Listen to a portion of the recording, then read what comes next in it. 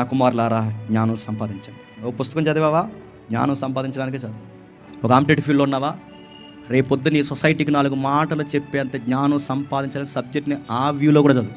నేను చూస్తే అనిపించాలి వీడు చాలా అవసరమైన అబ్బాయిరా అని. అలానే చదువు, అలాగే ఉద్యోగం కొట్టు, అలాగే నిలబడు.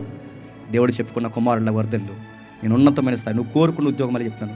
నువ్వు దాన్ని ఎత్తుకుని వెళ్ళడం కాదు, అదే నేను ఎత్తుకున్నాను. మీరు ఏ కాంపిటేటివ్ ఫీల్డ్ ఉన్నారు మీరు రాసి పెట్టుకోండి. ఈ ఎథిక్స్ మీరు ఫాలో అవ్వండి. ఈ దేవుడికి భయపడండి. మీ రూమ్స్లో ఉన్నప్పుడు, మీ క్లాస్ రూమ్లో ఉన్నప్పుడు, మీరు కాలేజీకి పోతున్నప్పుడు, లేదా మీ సెంటర్స్కి పోతున్నప్పుడు, మీ ఉద్యోగాలు ఎక్కడికి పోయినా ఈ భయభక్తులు కలిగి ఉండండి. ఆయన ఏళ్ళ భయభక్తులు కలిగిన వాడిని గోతులోని తీసుకెళ్లి సింహాసనం మీద కూర్చోబెట్టిన దేవుడు ఈయన. ఆయన ఏళ్ళ భయభక్తులు కలిగిన వాడిని సింహాలను నోర్లు మూసేసి తీసుకెళ్లి సింహాసనం మీద కూర్చోబెట్టిన దేవుడు ఈయన. ఆ రోజు ఉన్న దేవుడే ఈ రోజు ఉన్నాడు, ఈ రోజు ఉన్న దేవుడే రేపు ఉంటాడు, ఈ రోజు ఉంటాడు, నీతో ఉంటాడు, నాతో ఉంటాడు. నమ్మే నీ గొప్ప కార్యాలు జరిగించి, నీ తల్లిదండ్రులను గౌరవించి, నీ ఆశ్చర్య కార్యాలు జరిగించి, నీ తల్లిదండ్రులని దీవెనకరంగా నీకు వారికి మార్చే దేవుడు, గొప్ప దేవుడు ఈ రోజుకి దినమెల్లా చేతులు చేసి నిన్ను పిలుస్తున్నాడు. ఆ యేసయ్య నీకు నాకు తోడే ఉండగాక.